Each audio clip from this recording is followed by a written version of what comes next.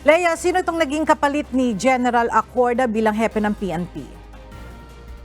Magandang tanghali sa iyo, Ella. Bago nga yan, natuloy na nga itong retirement honors ni PNP Chief Police General Benjamin Acorda Jr.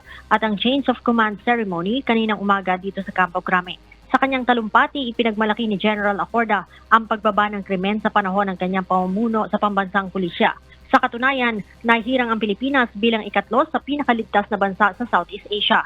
Ipinagmalaki din ito ang magandang imahe ng organisasyon. Nagpasalamat din si General Acorda sa mga opisyal at tauhan ng PNP sa suporta sa kanyang pamumuno. Bilin nito sa ika-30 pinuno ng PNP na si Police General Romel Francisco Marbil. Ituloy ang magagandang programa ng organisasyon.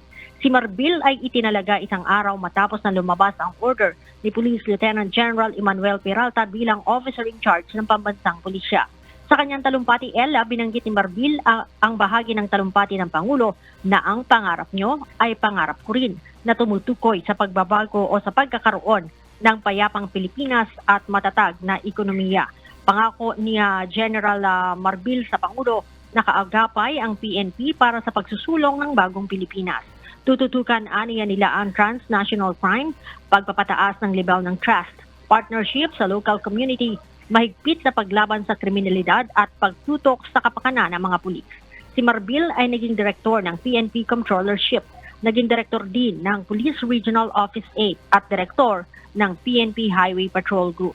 Si General Marbil ay mista din ni General Acorda mula sa PMA Sambisic Class of 1991 na nakatakda namang magretiro sa February 2025. Alright, maraming salamat, Leia Ilagan.